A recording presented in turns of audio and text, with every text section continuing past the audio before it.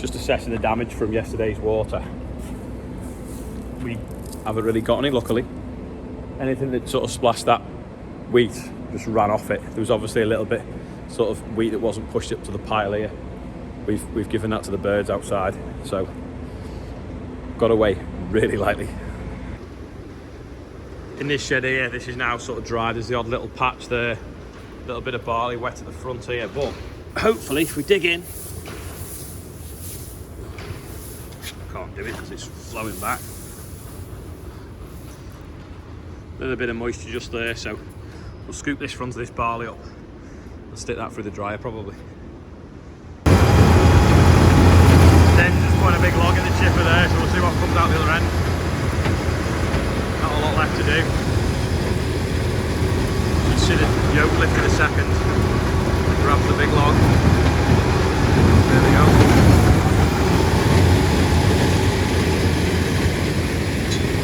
There it is.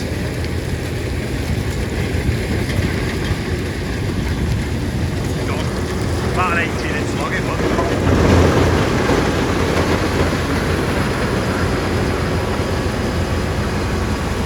Grab's been awesome that we got recently. No problem whatsoever with it. The old one we used to shake it to bits.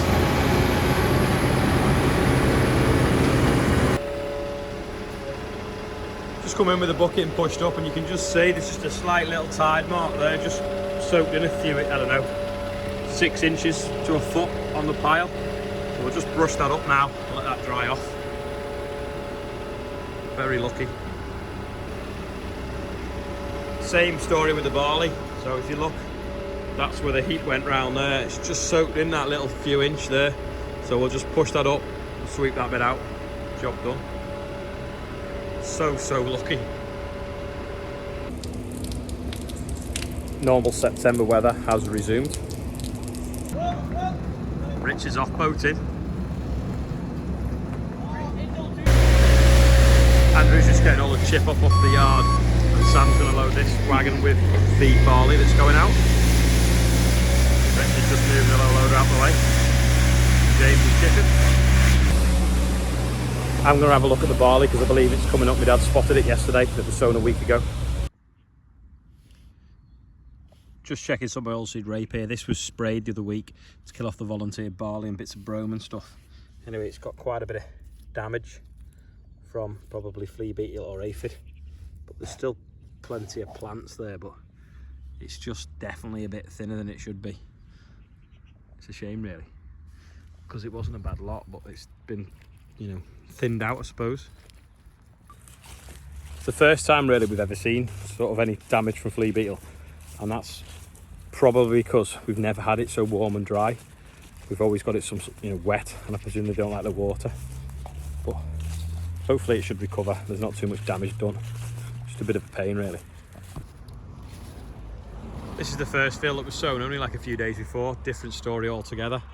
Grown away nice. Looks like there's a sunflower there.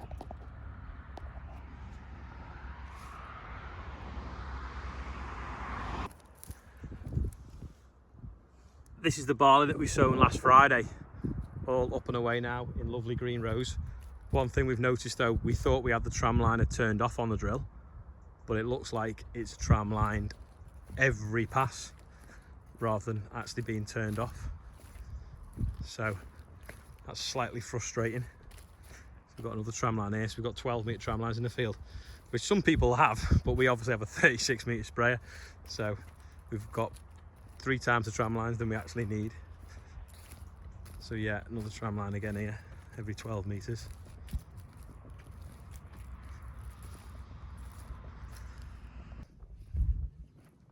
This is just coming up, a little bit patchy on the headland where the tractors have been turning, but it should come up fine.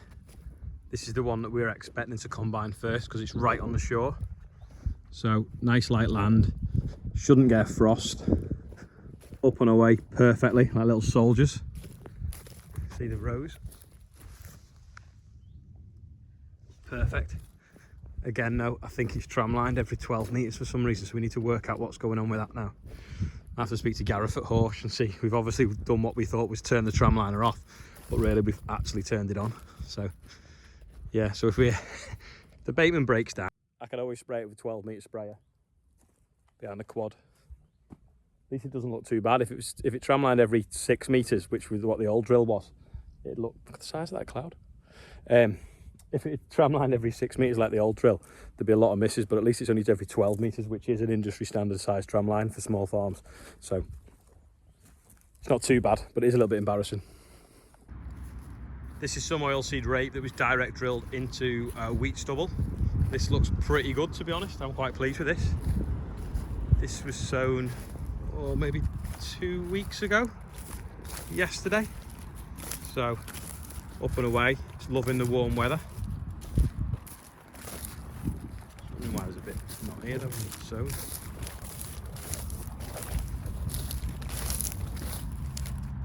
Seems to be a bit missed.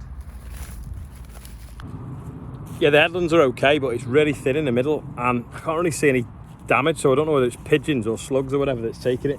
Anyway, while it's still warm and damp, we're gonna come in and we're gonna over drill, just add a bit more seed to it, and hopefully it'll be thick enough to have some sort of crop in it. Just filling the hot tub now for some guests this weekend. All looking good inside. Another day, another fly tip. Looks like the remnants of a cannabis farm. Anyway, this is where we've been sowing rape that I was worried about a bit ago. Anyway, we're back with the drill and we're going to stitch in some more because we're worried that we've not got the plant numbers that we need. So Sam's here now with the 724 on the drill, and he's sowing it the opposite way to what it was sown last time because it seems to be the middle of the field that seems to be worse. So I don't know whether there's pigeons or slugs that have taken it. We're going to patch it up. We've got really good establishment on what was the headland. But as we then start to go into the field, you would nearly think the drill had run out of seed. We have no idea why, because it hadn't, but you can't find any plants. So we're going to stitch it in now anyway. And hope we get some kind weather and it grows.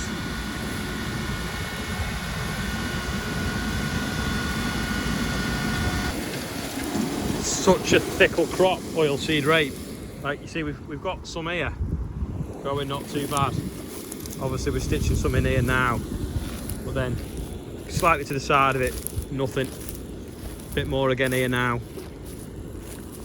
Go this way a little bit more. That's not oilseed rape, nothing again. Some there that's a bit chewed by slugs, maybe flea beetle. I don't know whether the pigeons have just come along and stripped it from the centre of the field, but anyway, we'll stitch some in and see what happens. Some plants here quite badly damaged by flea beetles, but then I reckon that one's been chewed by slugs. Can't think it being pigeons because we left the stubble quite high. So if you look, it's like, I don't know, a good 6 or 8 inches high, so they can't really get into it. So yeah, I hate oilseed rape.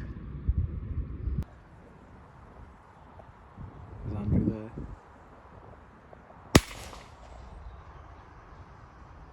Missed it. Might paint a barn door on its back. See if you can hit it then. Lots of people yesterday were going on about the gutters and what you can do to stop them overflowing. But one of the main things you can do is cut a weir in the end of them. So basically that hopper there now has been chopped out. That's been like that for about 5 years. Yet it's still overflowed because the downspouts couldn't take it, the weir couldn't take it. You literally had, this shed here is 100 foot wide, so you had 50 foot by 100 foot of water coming up, 50 foot by 140 foot of water coming off that roof, and then 40 foot, because that's 80 foot wide, by 100 foot of water coming off that at the same time. 120 foot coming into that gutter at the same time. Just totally overwhelmed it, but it's the first time it's ever done it in however many years. The idea that we're cutting a weir in the end, sorry Andrew's trying to get some pigeons on that field. The idea of cutting a weir in the end is if the gutter rises up and downspouts can't take it fast enough, it just flows over the end, and that was literally running full bore. The downspouts running full bore and it still couldn't take it. It was literally, like I say, 10 mil in 4 minutes, we think it was. Anyway, we're not done too bad. The lads have just been moving the barley out the shed now. There's I keep saying literally, don't I? There was, don't know, little tiny bit there, 2 wheelbarrow full of barley. It's not even worth putting in the dryer. We just use it for feeding the birds. But yeah, that was all the sort of the damage really. So we were so lucky. These are always getting damaged, so we've strapped them up there out the way in the shed. taking the sails down. That field's kind of stopped flowering. This field's nearly stopped flowering. That field's halfway through flowering. And the far one is just coming into flower. You look above the Merlot. There, you can see that one with like 80 heads on it. I'm at the sunflower maze and something has been eating all the signs. It's been standing on the top and pecking and pulling at it. It must be crows, I think. I don't think it'd be pigeons, but they're just chewing them all. This is a decent one. It's the ones over there that are worse, sort of behind that straw. This sign been totally chewed. I thought it was a dog, but when I've looked over there, it's obviously been something else. I think it's just been standing on the top and just pulling it to bits. Before I forget and before they disappear, big thanks to Valley Toilets. If anyone needs them for an event, they bring toilets and sinks. They've been absolutely brilliant, and we even get comments about how nice the toilets are. So if you need them, give them a call. They're local as well, but they cover quite a big area. I've done a risk assessment and I've decided that my £3 straps off Amazon prawn probably big enough, so we're going to put some ratchet straps on to hold these. Finished bailing for a while, so I'm going to put the bail string up in the loft out the way with the Simpsons sofa and with the scarecrows above the boiler. Drill's back in the yard now, ready to go back in the shed. We've just been moving some barley around into that shed, so I'm going to put that away now, put the fast track away. We have to keep locking everything away at night because of all these GPS thefts. I think in Lincolnshire the other day, there was 35 GPS equipment sold out of tractors, and the police don't seem to be that interested about it either, which is a bit of a shame because it adds up to probably 300,000 quid. We've now got two separate heaps of barley, so we've got feed barley on this side and malting barley on that side. We've got slightly over 2 wagon load of malting barley, so basically about 3 or 4 ton of that will probably end up going as feed, so that's why it doesn't really matter that it's touching. Anyway, I've managed to sell that for £210 a ton for November, which is like unbelievable. Like barley's normally £140 a ton, tiny premium, so £210. I wish I'd grown loads of barley, because it's at the moment that is worth sort of £20 a ton more than feed wheat, which is just nuts. But I've only got 2 load. The drill's just going to be backed into this shed now as well overnight.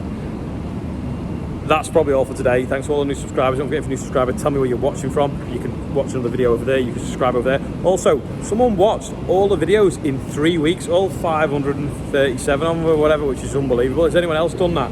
Like Iron Manned it and done it all in such a short space of time? If you have, let me know, and I'll see you tomorrow.